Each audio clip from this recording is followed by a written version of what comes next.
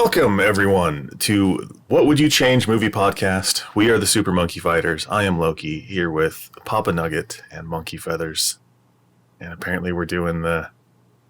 I didn't mean to do it like that. Sassy Nugget router rage. This week we are reviewing the 2020 film I Care a Lot. It was a Netflix film. It is the story of a crooked legal guardian who drains the savings of her elderly wards when she meets her match when a woman she tries to swindle turns out to be more than she first appears. It was directed by J Blakeson. Stars Rosamund Pike, Peter Dinklage, Alicia González, Dianne Wiest, Messina, Isiah Whitlock Jr., Macon Blair, Alicia Witt, Damian Young, Nicholas Logan, and that's about it for the kind of people you'll interact with most in the film. So, this was an interesting one. What'd you guys think? So, yeah, I agree with the statement that this one is an interesting one. I'm not quite sure where I fall in the category of if I like it or not. I will say that it kept my attention, which is probably a good thing, given that the topics and the subjects it revolves around are not good. But I think one of the things that I really liked was Jennifer, Diane's character. I felt that she played a really good old person who then, as soon as she was trying to break out, the contrast between the senile, I'm in here, to she's a drug, she's a mob mother. I really liked her character, I think, in all of this. Because, of course, you have Peter Dinklage, who plays the mob boss. And, you know, it's Peter Dinklage. I think I'll always like him. But I think the character that stood out the most would have been Diane's character, Jennifer. I think the characters stand out in this one. I think they're acted well. I just don't necessarily agree with some of the choices or the directions that they went with it. So, Nugget, what's your big like from this one? I don't have a lot of big likes. I'll agree that it did keep my attention. I wasn't daydreaming too much throughout it, which is actually a lot to say about many movies Nugget, that's this a lot day. to say. Yeah, so Yes.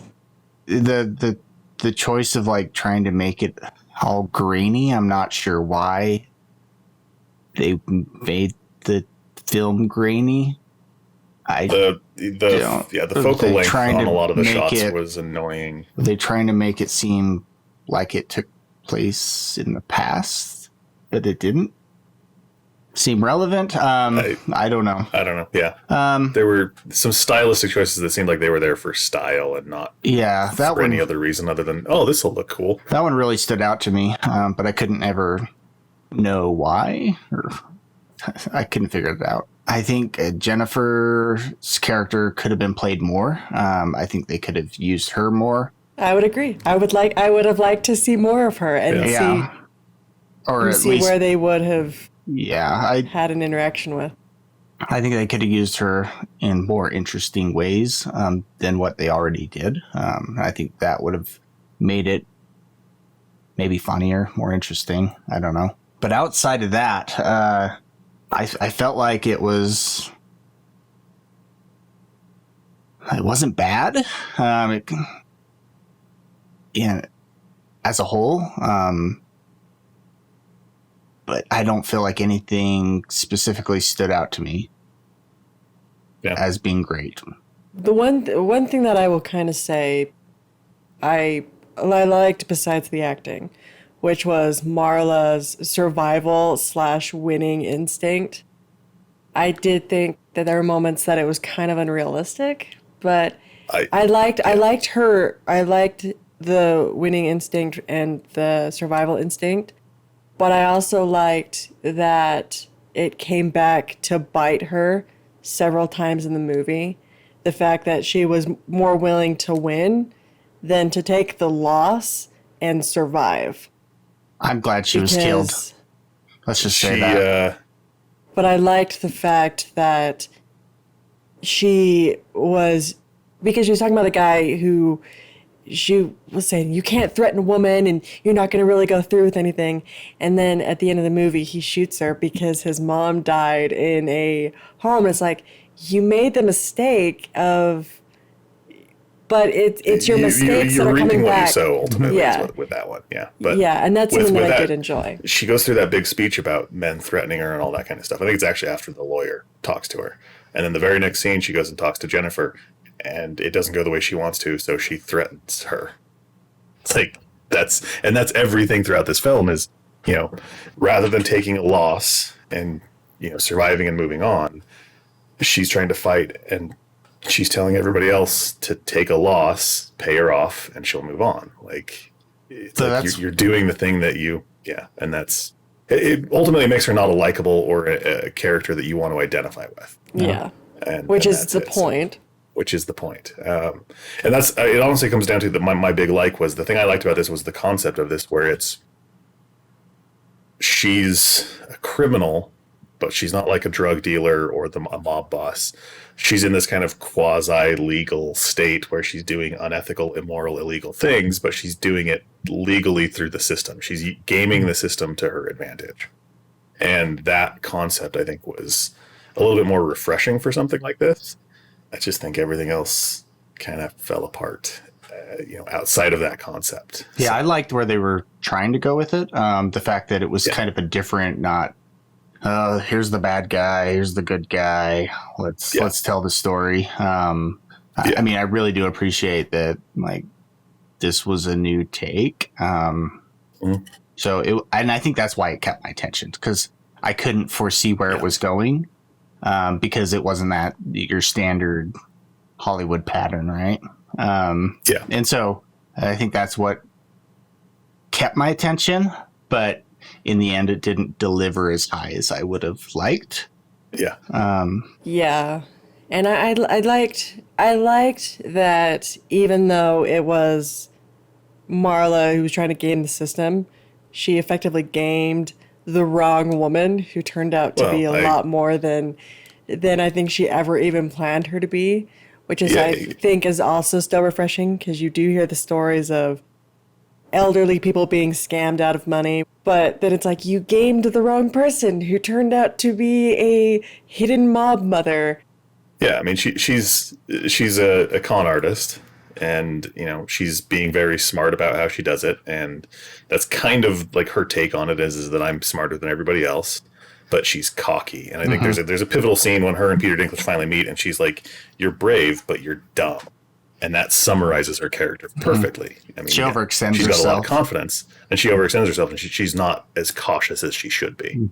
She kind of comes up against people who have been in the game a lot longer than her, and so it's kind of the new up and comer versus the old established society. Well, and it's also, there's themes of that throughout. So yeah, and it's also kind of her con that she's running. Like, she feels in control, right? Like it's kind of her own little world, and she's the ringmaster, and like she's got the judge in her pocket, basically. She's got doctors helping her out. Like she's controlling it all. But then once she gets out of that and realizes that she gets pulled into Peter Dinklage's world, then she loses loses that control, and she doesn't have what that's why she's so cocky in the manipulating old people con, because she has that control, but she loses it, but she doesn't change her behavior. She still acts like she's in control, even though she's not. And she's kind of outmatched, and doesn't necessarily realize it. And that is another thing that I really liked with that scene with her and Peter Dinklage, where she's trying to like, "Hey, you can still buy me off. Like, just give me money." And he's just like, "Take care of her," and walks away. He's just like, you don't realize how insignificant the leverage you think you have is. Those dynamics and those scenes, I think, were great. Anytime that there was, two actors kind of going toe to toe. Anytime Jennifer was on, was there. These are actors who know what they're doing, and they're feeding into the scene. Jennifer's progression goes from like, I I'm going to go along with this because I can't really fight it because there's a bunch of cops sitting outside, and, I don't want this fake life I've built to come crashing down. And, usually someone's, around to take care of this. This is, strange what's going on. I just need to make a phone call and everything will be okay. And they prevent her from doing that. And it goes from that to, she's like, oh, you guys have finally met. All right, great. You're in for a world of trouble. And just seeing that shift in her is really good. So there are some shots in this that I thought were strange, like grainy. Like, why is it shot in this style? Like, just to look cool. But there's one scene when Peter Dinklage is kind of introduced, and they're in the parking garage. And there's one shot, there's some juxtapositions of shots where there's one scene where he is the largest person in frame. They framed it up so he's taller, he's bigger in the frame than everybody else because of perspective. But his presence there is he's the boss. He is in charge. Everybody else here works for him. And they pull that off visually very well. But then they cut to a shot where he's holding a gun to someone, and you actually see the physical, like everything's in a normal perspective and you see that physical thing. And so that juxtaposition there of the difference in power dynamic doesn't come from physical presence. It comes from attitude or control or confidence, personality, and those kinds of things. Like, that was actually really good. I really did appreciate that in visually showcasing that. Outside of that, I think a lot of the shots were just kind of like either run of the mill or average or just weird, where you're looking at it and you're just like, this is off, and I can't quite put my finger on why, but I feel uncomfortable. I disliked the fact that the main character was in no way sympathetic. They almost intentionally made her, you want to hate her and you don't want her to win, and then she continually wins. Not because she's smarter, but because the people who should be smarter than her are dumb or make mistakes. So her survival spirit. Or I was going to say, or even at the end where she finally gets one over on Peter Dinklage's character, and instead of him just hiring another hit and making sure this one sticks, he's just like, we should go into business together because your skills and my ability as having all these connections and money and power, we should go into business together. That I felt was a little far-fetched, because I'm thinking, you've been trying to kill her this whole time, and then all of a sudden a switch of a hat or whatever, you just decide, we're going to go into business together. We're gonna turn this globally and monumental. And why do they need each other? Why, she doesn't necessarily need his money. I mean, it's good to have that backing for the investment to grow her company the way that she did, but if she's doing all the work, why does she need him? And if he has the vision to make it happen, why does he need her? Like, I think there's a lot of forced moments in the writing and in the script. And rather than figuring out a way of making it seem more believable or more plausible, there's less attention to detail and more just, hey, we need to do this because we need to do this. Like, we need to move the story along. So the professional hitman don't really seem all that professional. Like, yeah, they don't stick around to make sure the people are dead, kind of thing. That's a problem that I had, which is, we're going to beat someone up and then we're going to leave them in their apartment for the gas to go. But we're not going to stick around and make sure, first, it blows, but second, that she doesn't get out. Because who knows when she'll wake up? Who knows when it'll explode? Or even with Marla. It's like, it seems like they're expecting their body disposal techniques to actually kill the person. It's like, no, these are situations where the person would be dead and then there would be an explosion to cover up the body, or then the car would go into the quarry. I can kind of get why. Yeah. I can kind of get why that they didn't kill the person, because any autopsy will show a different result of cause of death. And so then a different investigation will come into play. Not with Marla's, because with Marla's, what would have happened is they would have knocked her unconscious. They would have pumped her stomach full of alcohol like they did. Yeah. They would have drowned her in a bucket of water from the quarry.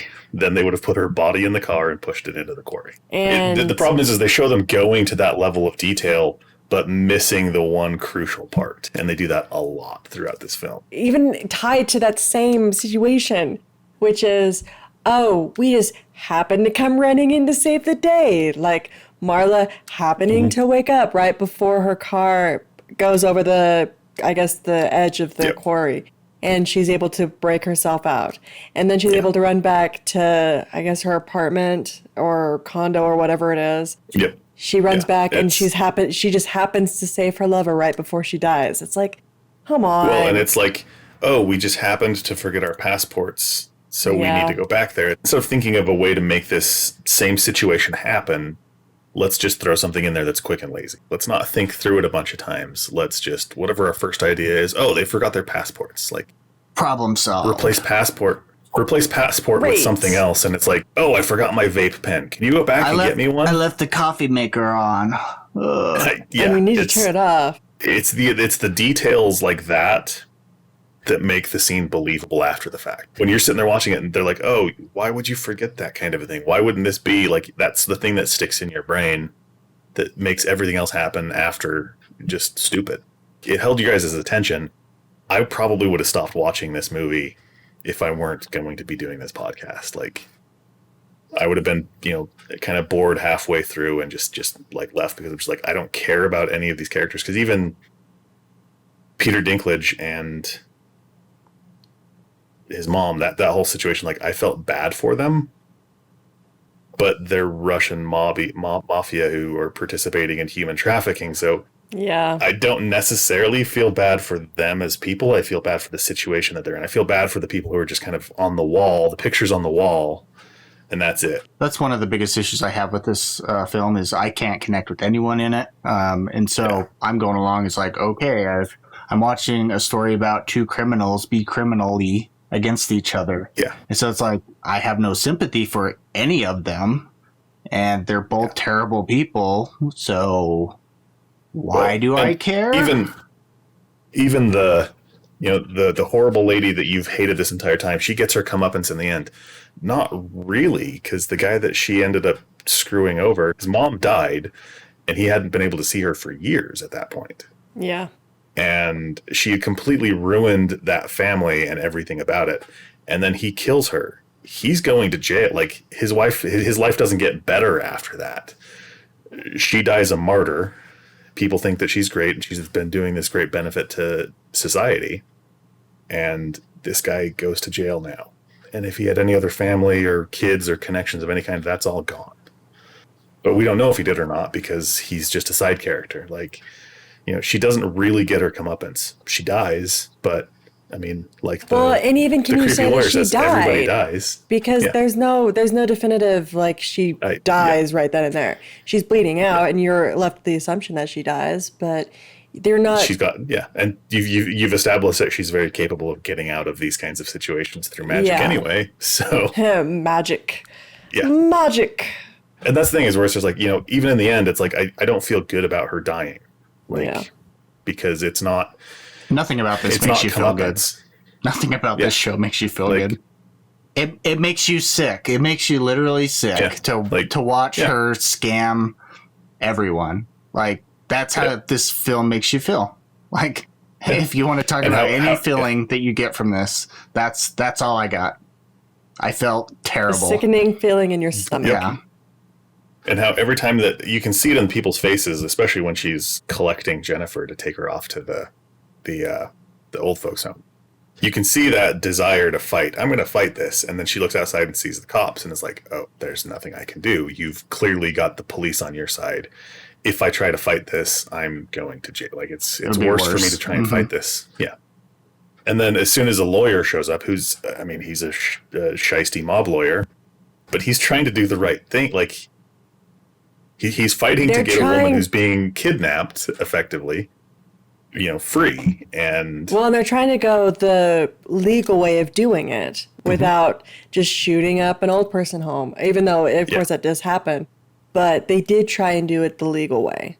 That's another stupid thing where you're just like, why? Yeah. These guys are smart enough. Like, you've established that these guys are smart enough to not only cover up their own deaths, but make it so perfect that it undergoes the scrutiny of the court and nobody sees anything that's different until some random old newspaper article is found, right? Like, that's the level of attention to detail that these mob guys go to.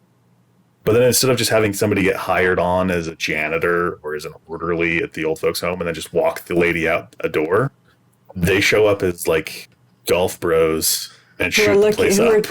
Who are trying to scope out the home for, I guess, one of their fathers. Yeah. And then, like, one of my father's friends is here. Can we go and say hello?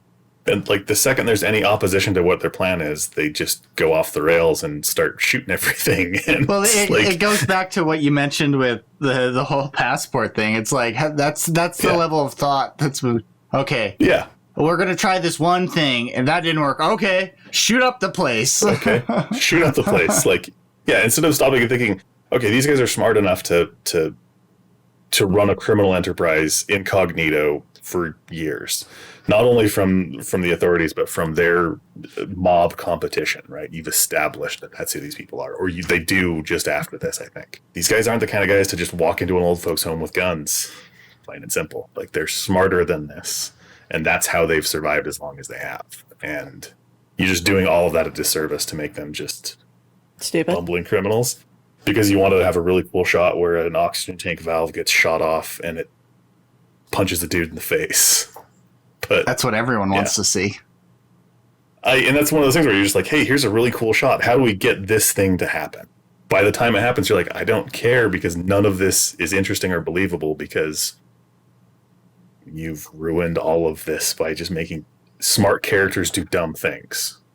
And the disparity between that is way too much. It's a situation where she's not necessarily smarter than everybody else. It's just they make everybody else dumb.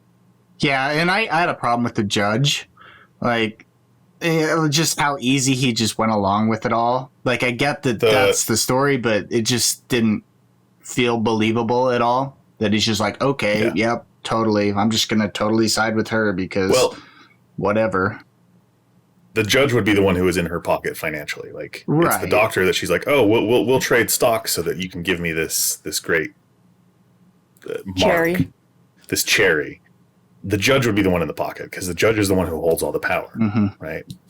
You know, but they make the judge just a bumbling idiot. Yep. I mean, they even call that out when the mob boss, he's just like, he's a family court judge. He doesn't even know law. He drives a Subaru or something like that. And you're just like, you just make this judge out to be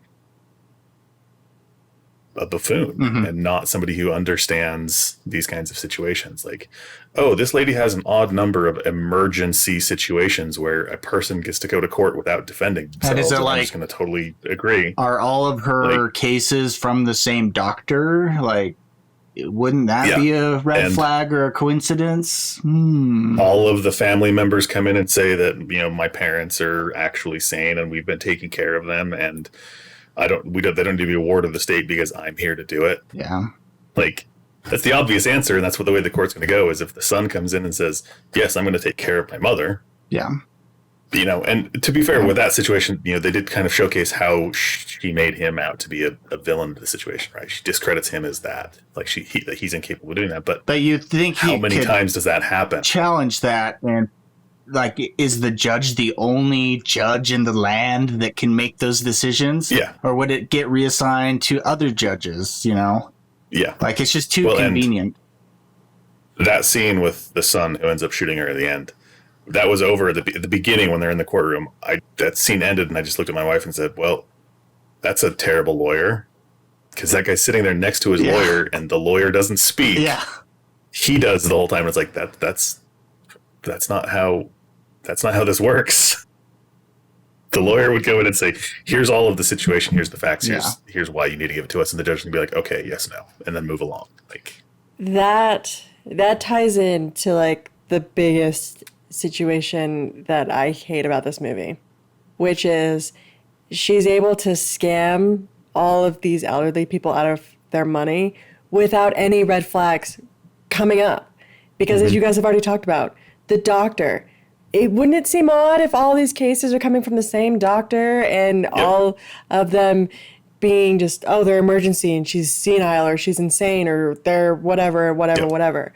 Or even just the company itself, where we've talked about, of course, off camera, but the more people who are in on a secret, the less likely it's going to stay a secret. And I mean, it did kind of come out in one of the court cases that, oh, this employee tried to expose you for your secret, and then they discredit her by being useless and a useless employee. But the more people who are involved, the less likely it is it's going to stay a secret, because I would doubt that as you're hiring people for this process, that every single person is going to be so immoral that they're just going to stick by what you're doing. So that's one of those things, those mixed things where I thought it was interesting. The concept was interesting because it's a quasi-legal, like, she's a con artist, but the people in her office aren't necessarily. And they kind of showcase that with when she finds diamonds in the safe deposit box. They're not on record anywhere. They're, off the books kinds of things. And she's having a discussion about, how does she phrase it? She's going to temporarily relocate them for safekeeping, kind of a thing. Yeah. And her partner in this is all like, so you're going to steal them? And she's like, no, that's not the case. And it's like, but you don't realize that everything you're doing, like your entire business is stealing. Like, they think that they're actually providing a service for people. And just, but that's a problem, because her partner, her lover, knows the full extent of what they're doing. And it's not like you can just try and pick and choose your moral moments and say, oh, you're stealing them. No, you've been doing that the whole time. The thing is, she thinks it's justified because the courts are in on it. And it's okay because they briefly touch on it where somebody brings up the Milgram experiment, and then she's just like, I got to end the conversation. Like, that's what it is. She's convinced everybody else to go along because authority's involved. And, doesn't realize that she's running an entire con on them. So it's... That's the problem. Is you look at the whole con and you look at everything involved, and if you have supposedly only one judge in the land who's making all these calls, that's illogical, because if someone else decides to take it to another judge and say, okay, look, this is the situation that I'm coming up, they appeal it. They go to a higher court and say, hey, we think that this is going on. Like, it falls apart under scrutiny, and that's the problem. That's the problem with most of these plans and most of these things, is the littlest bit of scrutiny makes all of this fall apart. And con movies that have con artists in them, the ones that they're big and outlandish and crazy story, the Ocean's 11s, the Matchstick Men, those kinds of things. These are big, elaborate cons that probably wouldn't work out. But it's believable because the writers put the attention into figuring these things out. Like, it's not just situation, how do we get there? It's, the situation builds all of that. And it's that attention to those situations where you're like, no, this holds up under scrutiny because of these things. Yeah, you get stuck in the minutia of the con, that it distracts you from the believability. This one, like, there isn't enough minutia, so, like, you're just like, well, what about this? Well, what about this? What about this? Changes? What would you change, Nugget? If you could change anything to make this better? I don't know. It's hard because, like I said, there's nothing that I like about any of the characters. She gets killed better? I don't know. She gets would it have been more damage done to her. Like, I hated her as a character. Yeah. Like, everything about her is terrible. And this thing, I wanted her to die 3 times. Like, that would have been better. It's which I think is intentional. The problem is, I think they even made her bad at one. Like, she's not so bad that you like hating her. Right. She's actually terrible. Hate her. Well, we've talked about it. She's not good at what she does. But in the way that they portray it, they make it look like she's in control. But she's not. She's not good at it, but she gets away with it. And that makes it even worse. Like, she's not Walter White, but she's playing the world as if she is Walter exactly. White. So I would say that just in general, like, if it could be better written to be more believable, I think I would have less of a problem with her, even if she was just a more believable, terrible person. I think it would be more interesting. But it just seems unbelievable. Feathers, your changes, if you have anything glaring. Well, I mean, I agree a lot with what Nugget just said.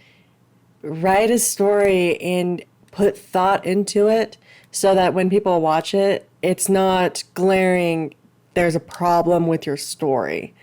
Yeah. Because if you put any significant thought into just the judges and the court system and the company that you're running, or even the doctor and the fact that all these cases are coming from this one doctor. And it's true, we don't know if there are other doctors she has in her pocket, but it seems that it's only the one doctor that she has in the pocket. The story falls apart because you're able to just pull one tiny little thread and everything just collapses. And that's unfortunate because when you have an interesting concept for this a movie like this and you don't put the thought into it, or people are trying to be smarter than they are, or people are dumber than they are, or dumber than you would expect them to be, especially with how long they've been doing it, it just falls apart. And so I would say that the biggest thing is write a story that doesn't come apart within the first 10, 15 minutes. Yeah. So my big change, because I'll nitpick, I could go through specifically with this film. I would do this differently. I would do this differently. I'd do this differently. And as I was thinking through all of those things, I came across a realization. And it was actually right at the end of the film, the culmination where she's shot. And I was just like, oh, I just realized how to make this film better. Instead of watching this, just go watch the movie Layer Cake.